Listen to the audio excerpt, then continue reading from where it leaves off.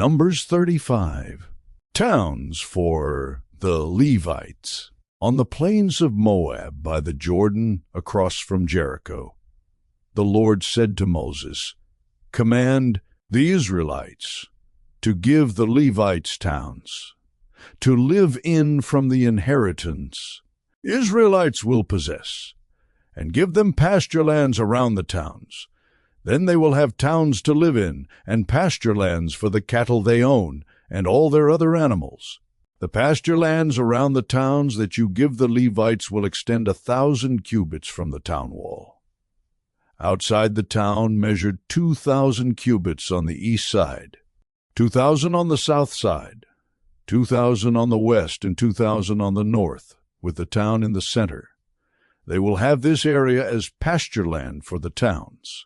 Cities of refuge. 6 of the towns you give the Levites will be cities of refuge, to which a person who has killed someone may flee. In addition, give them 42 other towns. In all you must give the Levites 48 towns, together with their pasture lands. The towns you give the Levites from the land the Israelites possess are to be given in proportion to the inheritance of each tribe.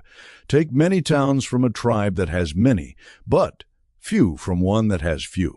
Then the Lord said to Moses, "Speak to the Israelites, and say to them, 'When you cross the Jordan into Canaan, select some towns to be your cities of refuge, to which a person who has killed someone accidentally may flee.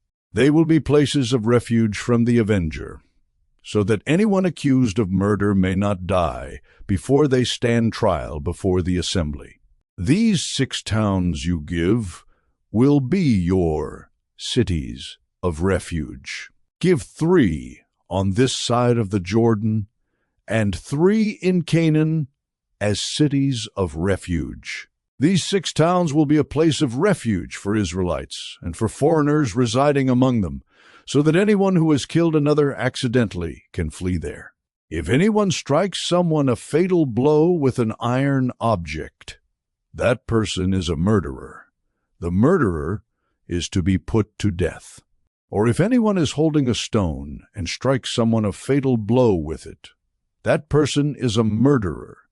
The murderer is to be put to death. Or if anyone is holding a wooden object and strikes someone a fatal blow with it, that person is a murderer. The murderer is to be put to death. The avenger of blood shall put the murderer to death. When the avenger comes upon the murderer, the avenger shall put the murderer to death. If anyone with malice aforethought shoves another, or throws something at them intentionally so that they die, or if out of enmity one person hits another with their fist, so that the other dies, that person is to be put to death. That person is a murderer. The avenger of blood shall put the murderer to death when they meet. But if without enmity someone suddenly pushes another, or throws something at them unintentionally, or without seeing them drops on them a stone heavy enough to kill them, they die.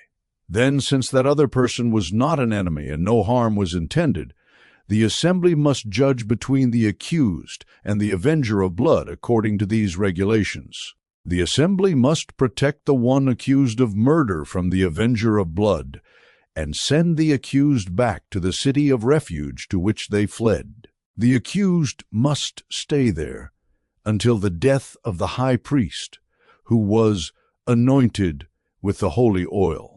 But if the accused ever goes outside the limits of the city of refuge to which they fled, and the avenger of blood finds them outside the city, the avenger of blood may kill the accused without being guilty of murder. The accused must stay in the city of refuge until the death of the high priest. Only after the death of the high priest may they return to their own property. This is to have the force of law for you throughout the generations to come, wherever you live.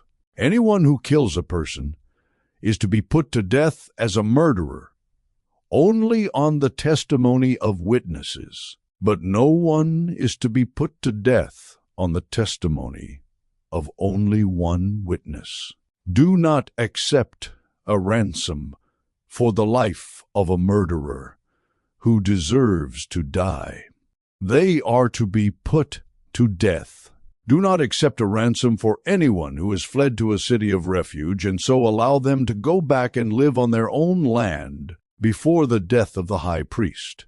Do not pollute the land where you are. Bloodshed pollutes the land, and atonement cannot be made for the land on which blood has been shed, except by the blood of the one who shed it. Do not defile the land where you live and where I dwell, for I, the Lord, dwell among the Israelites.